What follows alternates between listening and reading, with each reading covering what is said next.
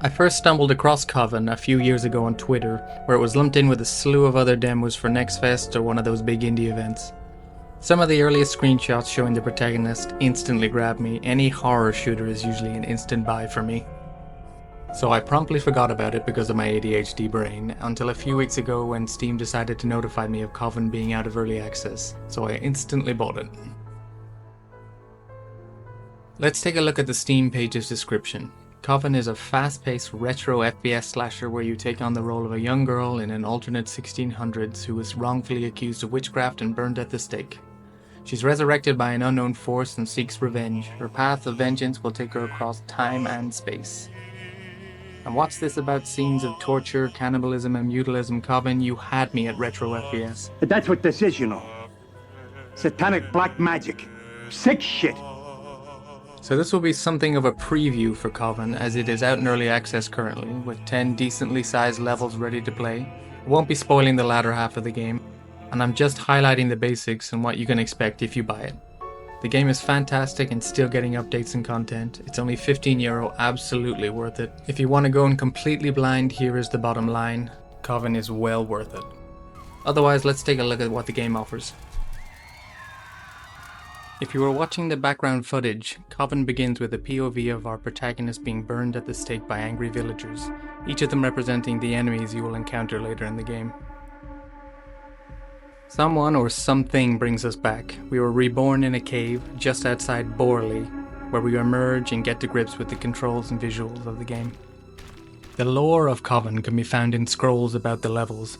You stumble across one upon starting to shed some light on current events. It's the 1600s and various strange occurrences are all around the town of Borley. The plague runs rampant and too much bodies are piling up for this small village to handle, so the cadavers are being dumped anywhere, in mines, mounds and even the sea nearby, and strange occurrences have started. Dotted along our way are glowing tombstones which give out game tips. As a reborn witch we can mid-air dash, which we promptly use to traverse a broken bridge, and can also be used mid-combat to dodge enemy attacks. Up the road I stumble across one of the many bodies in the game, and my cursor suddenly changes into a pair of fangs. Clicking E we consume this poor chap to replenish health, and also grab his axe, which is our starting weapon. You can also use the axe for breaking into areas and item containers located all around with goodies inside.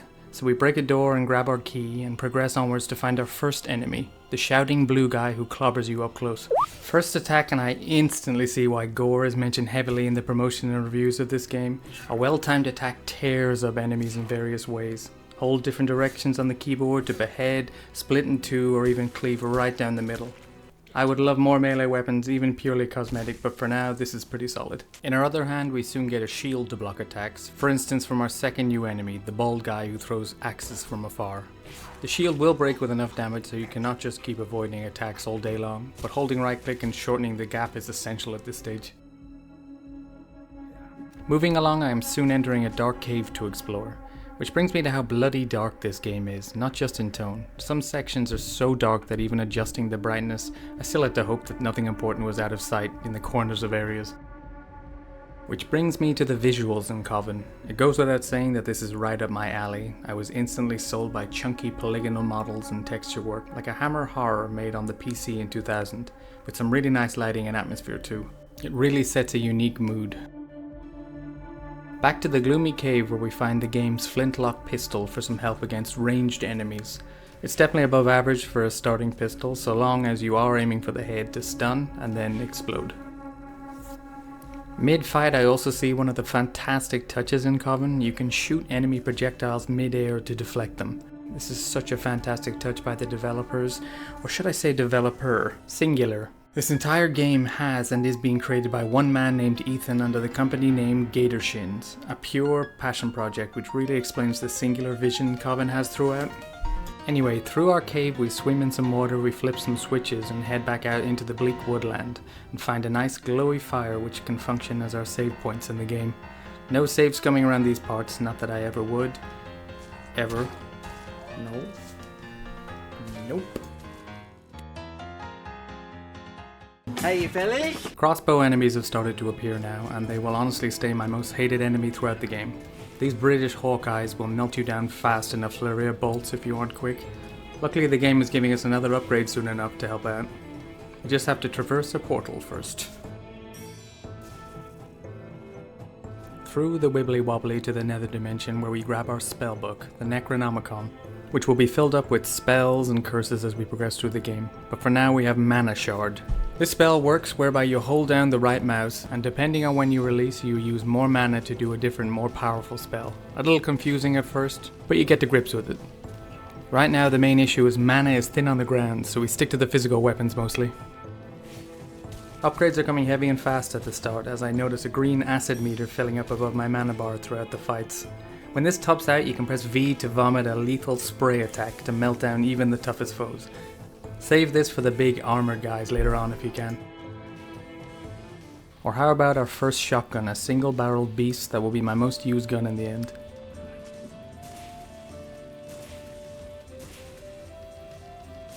Any unarmored character you come across can be one shot in the head, and then the rest of them consume to get their health back on the go. This fight loop is already getting quite neat and satisfying. No weapon feels bad to use and the gore feedback is so good. We can also slow time now to add a bit of extra breather room into the battle when you are outnumbered or low on health or ammo.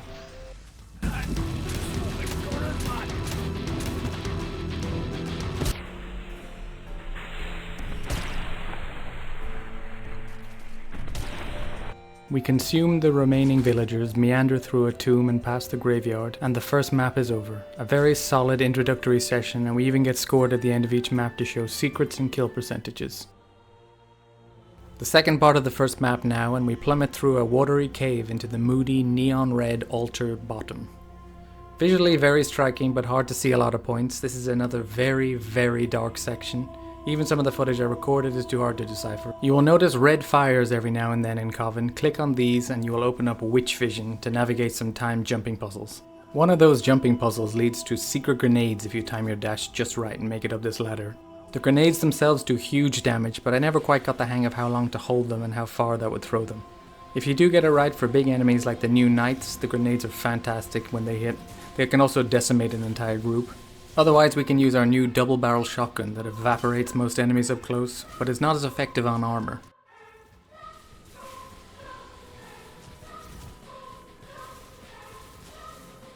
This isn't a particularly long section and we meet new foes and get new weaponry. Let's take a quick breather here and discuss the sounds of the game.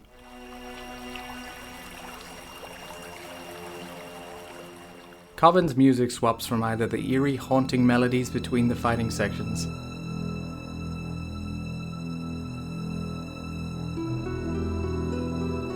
to kicking up some tempo with some rock when the action actually gets going.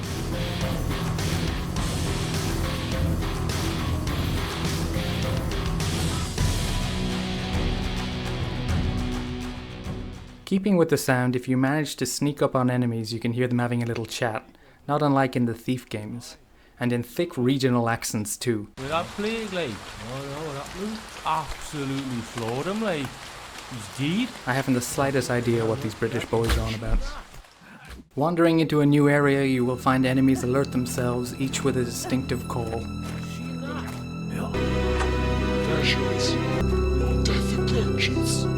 That sounds like the Priestess Cenobite, that's not just me, right? Oh, yes. Anyway, we have escaped the altar at Kinfold entrance, and just outside of it a gift awaits, the crossbow. This fires bolts that you can ignite with fire sources for extra damage. Honestly, this weapon did not grab me at first because you are still fighting peasants wandering around in their mother's drapes, so faster weapons are just more efficient. But I was quickly converted when I found out you can nail enemy heads to walls. Not a good time to lose one's head. Oh, indeed. That's not the way to get ahead in life. No. Again, a fantastic little touch in the game, and later on when armored enemies are so frequent you can snipe them between the helmet slits. The main hub of this map is a beautiful church adorned with artwork and stained glass windows, functioning as a lush backdrop to splatter the gore onto. Fire is definitely a theme of here. You get the new crossbow fire damage. The second stage involves heading down to the underparts of the church and fighting a larger knight who sets the entire stage ablaze. And once that is over, you get a new flamethrower spell, Pyre, to keep yourself nice and toasty.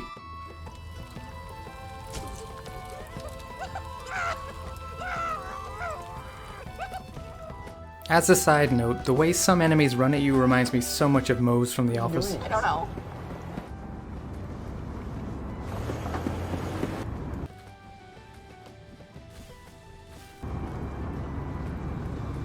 Oh my gosh. Final part of this map is a long embery road filled with every enemy we have met so far, all in advantageous positions to range us down or storm you in close quarters. It's a nice step up in challenge and also has that gorgeous night sky holding up the giant moon behind the trees. A+ level. Remember when I was moaning about the mana issues? Gator Shins heard me, and Siphon Mana has appeared right at the beginning of the next map. Now bodies can be nommed up for health or absorbed to give mana back.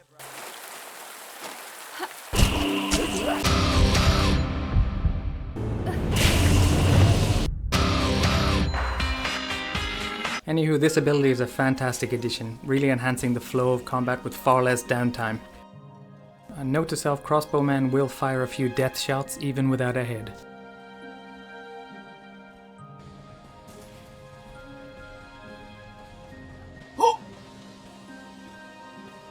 Here, using my spectral witch vision, I come across a jumping puzzle into a secret stash area and promptly get stuck. This is where I live now. This is home. Peace out. The maps are moving on from the fenced woodland areas now into more diverse sceneries, such as a beach section, where we meet the beekeeper, who flings a live hive at you that contains a swarm of bees that will chase you to your death or until you dash. Afterwards, scurrying along the beach heads, we find a back entrance into the castle town Brunswick.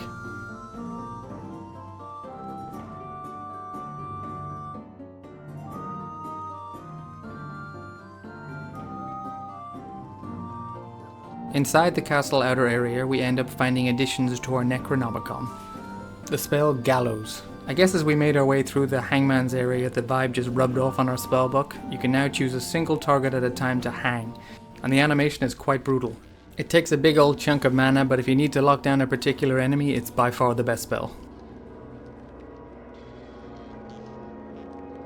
Next up is Bokor, Cast Skulls. This is Coven's rocket launcher, flinging human skulls laced with voodoo explosives. So now you have the option to feast on the heads of victims or take them Predator style for some weaponry. Moving inside the snowy castle exterior, we are meeting new enemies as well now. I'll cunt! Excuse me? I'll cunt! Runt! This kitten! He's such a runt! They toss holy water at you, which burns over time on the ground area, and they also shoot projected crosses. Prioritize these cleric bastards as they will make confined spaces hard to fight in. I assume that if those priests do enough naughty deeds, then they eventually get promoted to a sort of flying red bishop who hovers around and shoots crosses that ignite you. Not quite a mini-boss, but these flapping fathers can be a real pain to deal with.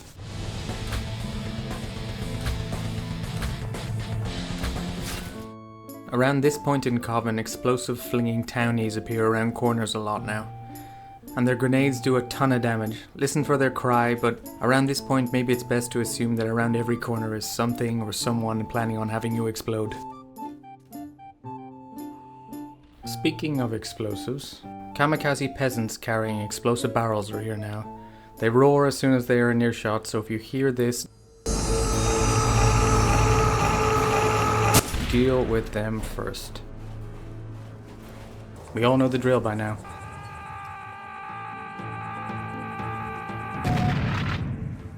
Oh, yourself. Uh-oh. As you can see from the footage for the last few minutes, the color schemes and environment can really change up.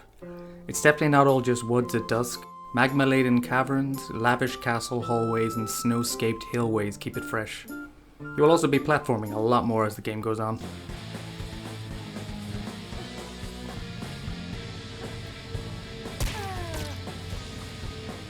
We really have such a diverse arsenal now, and while you will run out of certain ammo at points, Coven has really opened up a way of replenishing health and mana, so you always have a variety of ways of approaching a fight. If you wanted to go full witch and purely spellcast throughout the game, you could, or you can ignore arcane and just boom shoot everything in sight.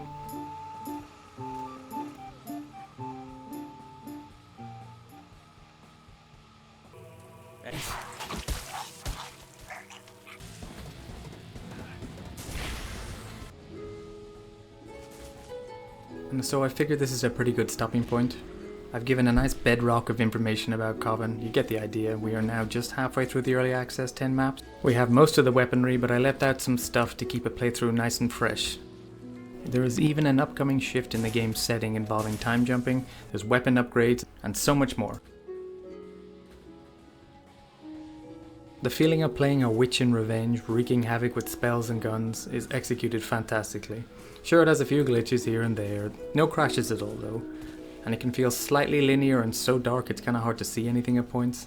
I still wholeheartedly recommend you go buy Coven and experience it yourself. It's only €15 for early access now, and meaning there's still lots to come. It's easily one of my top games of the year. Links to the Steam page are in the description below. Thanks for watching this preview of the game. Hit the like button, subscribe button, comment, all that stuff. It really helps out a growing baby channel. Have a fantastic day and I will see you next time.